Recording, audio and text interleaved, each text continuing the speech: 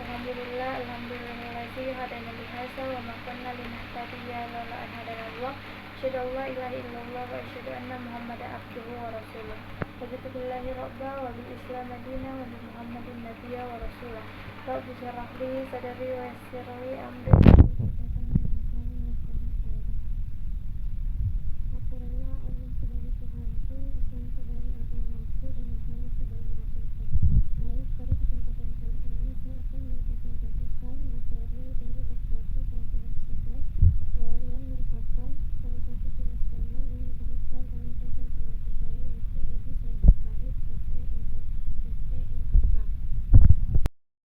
Baik, pada kesempatan kali ini saya akan membahas materi bab 1 mengenai pengantar audit internal berbasis risiko, di mana definisi dan peran audit internal, yaitu mendefinisikan audit internal adalah proses yang dirancang untuk menambah nilai dan meningkatkan kegiatan operasional perusahaan.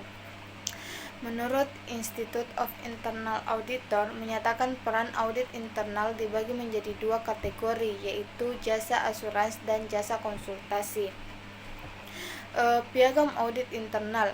Piagam audit adalah dokumen formal yang memuat tujuan, wewenang, dan tanggung jawab kegiatan audit internal. Piagam audit internal umumnya berisi hal-hal seperti berikut. Yang pertama, pendahuluan. Yang kedua, kewenangan. Yang ketiga, struktur organisasi dan pelaporan. Yang keempat, independen dan objektivitas. Yang kelima, tanggung jawab. Dan yang keenam, peningkatan dan penjaminan kualitas. Tugas dan tanggung jawab auditor internal secara umum. Yang pertama, membantu direktur utama dan dewan komisaris. Yang kedua, melakukan pemeriksaan dan penilaian atas efisiensi dan efektivitas. Yang ketiga, mengidentifikasi segala kemungkinan untuk memperbaiki dan meningkatkan efisiensi penggunaan sumber daya dan dana. Risiko dan audit internal berbasis risiko, di mana kita ketahui risiko adalah kemungkinan suatu kejadian atau tindakan yang akan menggagalkan atau berpengaruh negatif terhadap kemampuan organisasi dalam mencapai tujuan bisnis. Tujuan umum metode audit internal berbasis risiko: yang pertama, mengurangi risiko, mengantisipasi risiko potensial, dan melindungi perusahaan. Pada bab 2 membahas mengenai etika dan standar profesi audit internal, di mana terdapat dua faktor utama penyebab orang berperilaku tidak etis. Yang pertama, standar etika seseorang berbeda dengan masyarakat pada umumnya.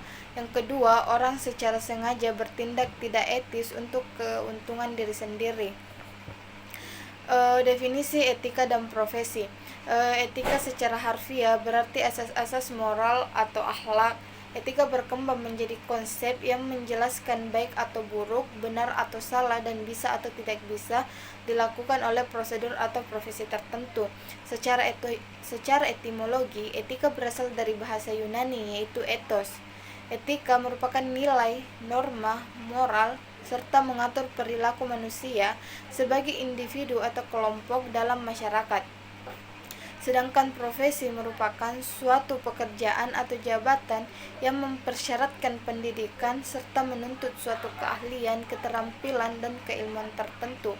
Adapun tiga pilar profesi adalah sebagai berikut. Yang pertama, keahlian. Yang kedua, pengetahuan. Yang ketiga, pendidikan atau akademik.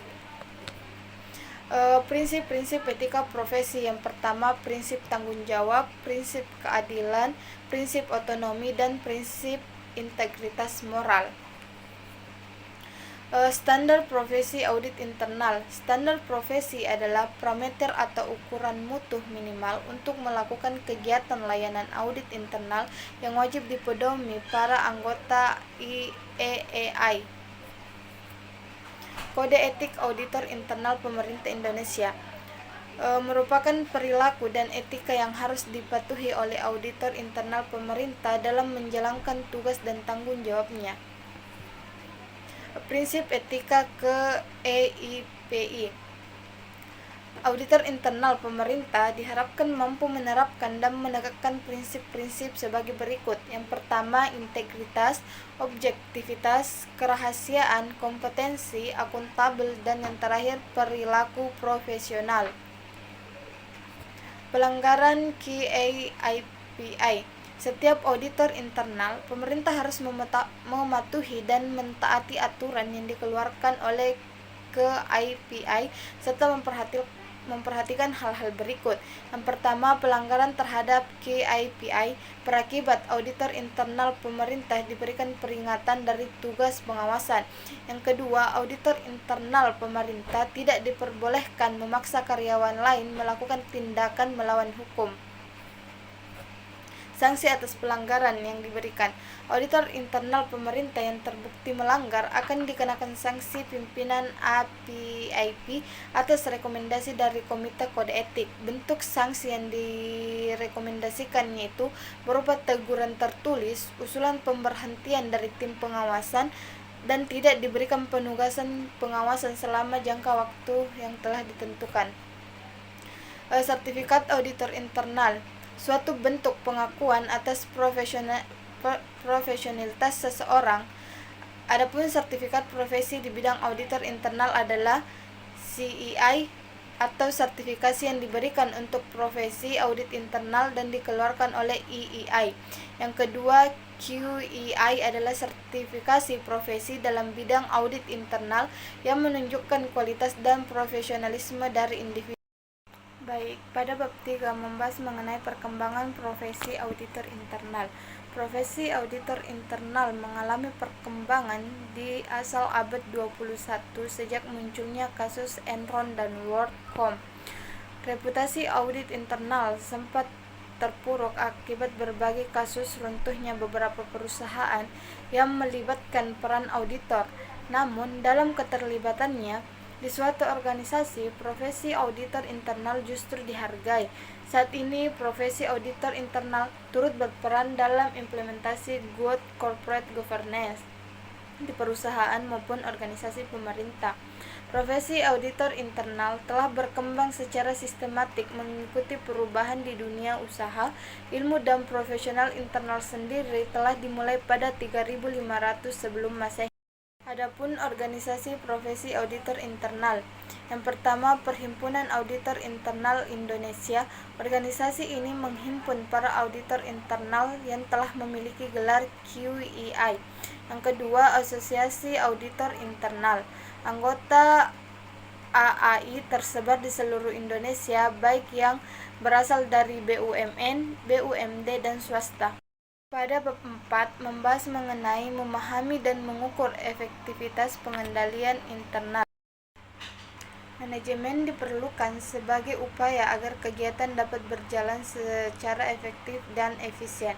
Manajemen perlu memahami fungsi-fungsi manajemen, yaitu meliputi fungsi perencanaan, fungsi pengorganisasian, fungsi pengimplementasian, serta pengendalian dan pengawasan.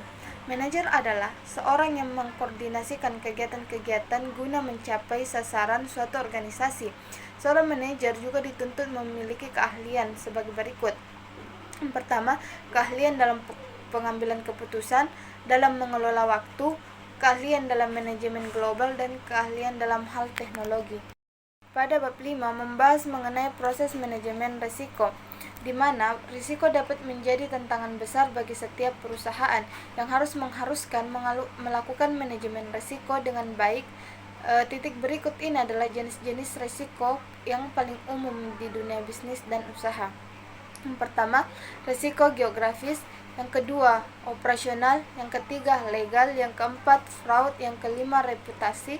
Yang keenam, strategi. Dan yang ketujuh, pasar. Dan yang kedelapan, finansial. Penilaian risiko adalah proses pengelolaan risiko yang dilakukan perusahaan meliputi identifikasi risiko, analisis dan evaluasi risiko. Proses untuk mengenali dan menentukan adanya risiko disebut sebagai proses mengidentifikasi risiko. Tujuan identifikasi risiko adalah menghasilkan suatu daftar sumber risiko dan kejadian yang berpotensi terdampak negatif terhadap pencapaian tujuan perusahaan.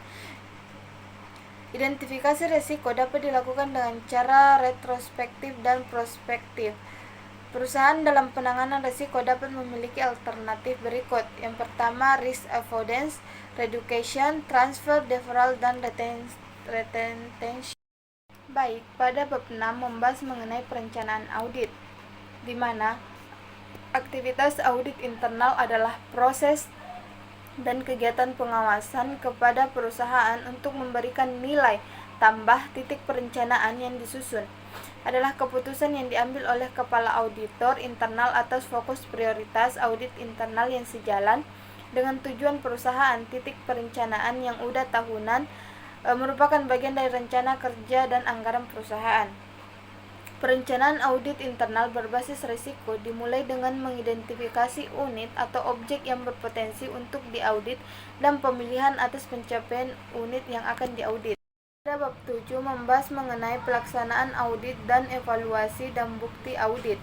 Secara umum, proses audit internal dapat dikelompokkan dalam 1. Persiapan penugasan audit, audit pendahuluan, pelaksanaan pengujian audit, penyelesaian penugasan audit, pelaporan penyusunan laporan hasil audit, dan pemantauan tindak lanjut hasil audit atau pemeriksaan.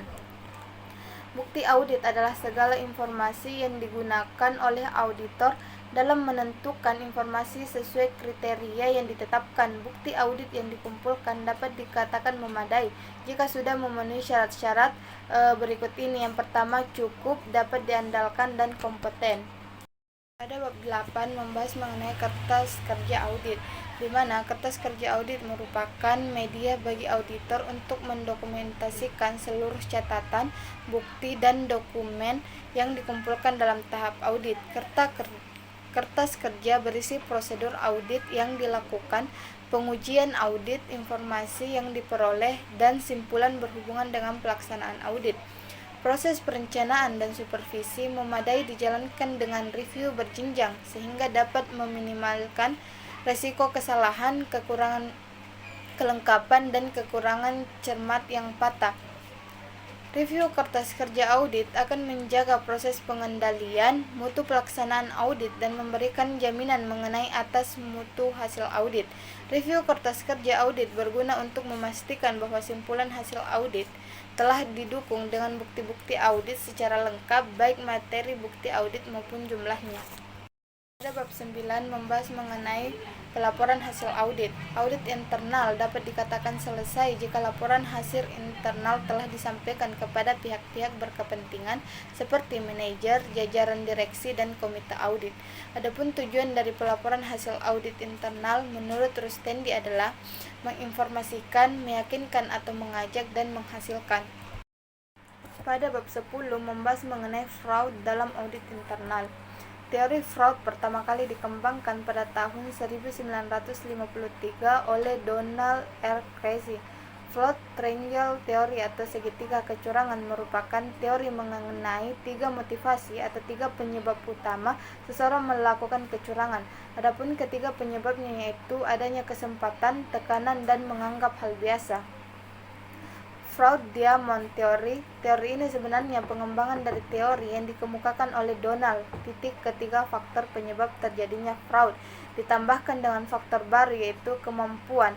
Kemampuan berarti kemampuan pelaku fraud untuk menembus pengendalian internal perusahaan, mengembangkan strategi penggelapan, dan mampu mengendalikan situasi sosial dengan cara mempengaruhi orang lain agar bekerja sama dengannya.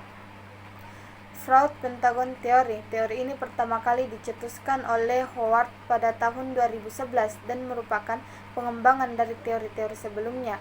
Teori ini menambahkan satu unsur baru penyebab atau motivasi dari seseorang dalam melakukan kecurangan, yaitu sifat arogansi. Fraud Hexagon's Theory Voisiness tahun 2019 menambahkan unsur baru sebagai salah satu penyebab atau motivasi dari seseorang melakukan kecurangan, yaitu kolusi. Kolusi yang dimaksud merefleksikan suatu kegiatan penipuan melalui perjanjian. Deteksi merupakan suatu usaha untuk menemukan atau menentukan keberadaan, anggapan, atau kenyataan. Titik deteksi dilakukan dengan proses pemeriksaan yang menggunakan teknik tertentu. Audit internal berperan dalam peningkatan pengendalian internal dan kinerja, serta pencegahan perawat di suatu perusahaan atau organisasi.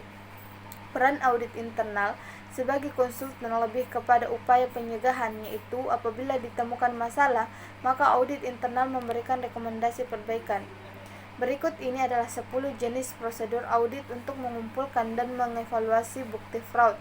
Yang pertama, prosedur analitis, yang kedua inspeksi, yang ketiga konfirmasi, yang keempat permintaan keterangan, yang kelima perhitungan, yang keenam penelusuran, yang ketujuh pemeriksaan bukti, yang kedelapan pengamatan, yang kesembilan pelaksanaan, dan yang kesepuluh teknik audit berbantuan komputer.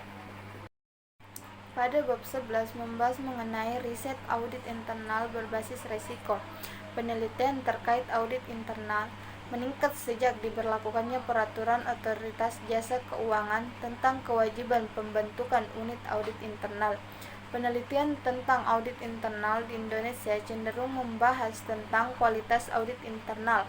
Fungsi audit internal pada awalnya hanya berfokus pada pendeteksian dan pencegahan perawat. Ini berkembang menjadi suatu sarana verifikasi terhadap seluruh transaksi finansial organisasi. Peran audit internal pun mengalami beberapa evaluasi. Yang pertama, audit internal tidak hanya melakukan penilaian mengenai kepatuhan dan aktivitas karyawan, namun menjadi fungsi pemeriksaan independen operasional dengan lingkup luas pada segala aktivitas perusahaan. Yang kedua, pergeseran yang awalnya hanya menjadi pengawas, memberikan asuransi kepada para pemangku kepentingan, sekarang menjadi konsultan agen, bertujuan memberikan nilai tambah bagi perusahaan. Baik, mungkin itu yang dapat saya sampaikan. Lebih dan kurangnya mohon dimaafkan. Bila bisa dilihat, Assalamualaikum warahmatullahi wabarakatuh.